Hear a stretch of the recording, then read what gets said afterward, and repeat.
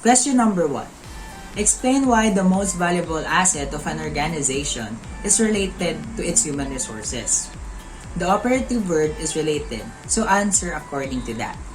In my own perspective and opinion, in a hospitality industry, we all know that it needs manpower even if it's a hotel or restaurant that is fully equipped with the most advanced technology.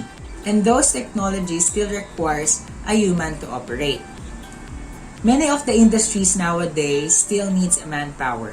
And for me, the role of the Human Resources Department is to recruit, acquire, and obtain a suitable and right employee for the benefit of the organization.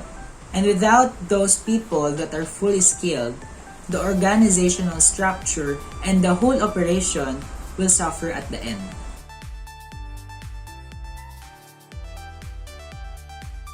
Question number 2.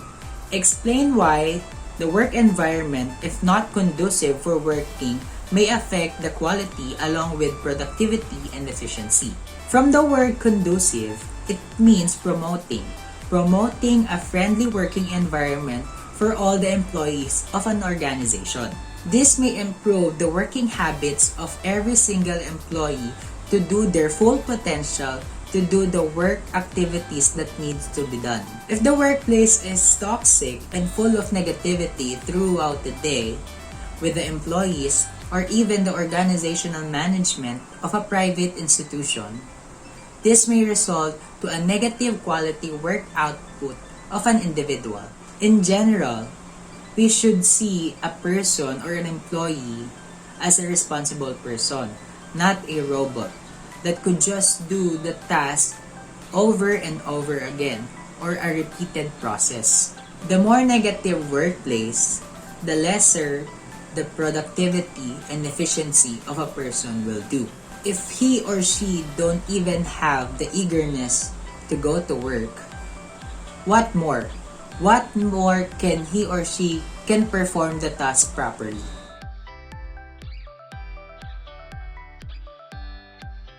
Question number 3. Question number 3 is explain the relationship between turnover and injuries sustained by housekeepers' injuries. If you are working in a hotel, specifically in housekeeping department, most housekeepers experience different injuries because of the physical demand of the work itself. Like what I've said on my previous video, most injuries in a hotel comes from the housekeeping department. The employee needs to lift heavy furnitures, do the beddings, clean the bathroom. That exerts a lot of physical effort, and each employee needs to clean a specific number of rooms per day. The housekeepers will rely on the management's workers' compensation, but not all the hotels do that, like giving or providing equipment modification, scheduling a seminar that teaches different kinds of techniques to lessen the physical stress and pain of an employee while working on their management, and also job coaching. The employees of an organization may take this kind of opportunities or programs until they recover from the injuries they attain while they're working. This may also give a great impact for their employees and also the well-being of an organization. And lastly, it is related to turnover because when a shift is done, you would endorse all the things you would do to the next worker. And through that, the next worker may experience what other employees had experienced during their duties on work. For example, physical demands on work, body pains, and even injuries.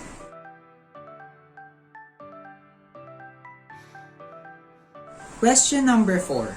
Explain why productivity in hotel is related to the money it makes. There are a lot of happenings in a hotel.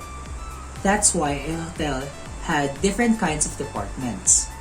And those departments plays a different role for the hotel to be productive and generate income within a day.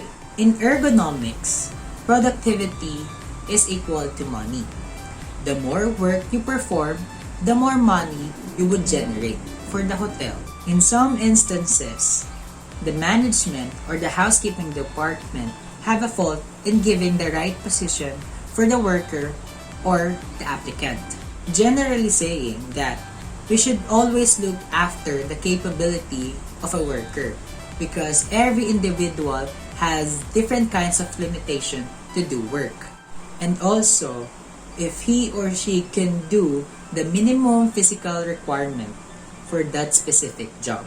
If the management fails to do that, the work performance of that specific employee would suffer and would cause stress, toxic at work, physical and emotional pains that would eventually result to the idleness of a worker.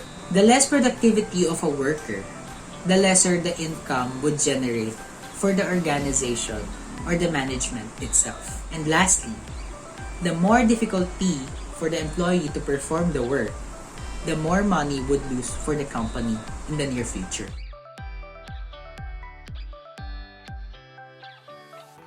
And the final question is, explain why ergonomics should be a preventive strategy. The role of ergonomics in the industry is by making the work environment fit for the worker. As a manager or an employer, taking preventive measures and looking after all the elements to take consideration is a must. This may improve or affect the well-being of your staff and employee. And also, this is a cost-efficient and long-term investment for the company or the organization. It's a must to provide a well-balanced and safe working environment for all of your employees. Because if you have time to consider and identify all the risk factors that may affect the efficiency and productivity of your employee and the workplace itself, everything would run smoothly. Forming a quality workplace design would result to a well-balanced and adaptable environment that meets the minimum health and safety standards that a hotel should have. This could result to a stress-free and healthy working environment for the owner, for the organization, and most especially to your staff and future employees.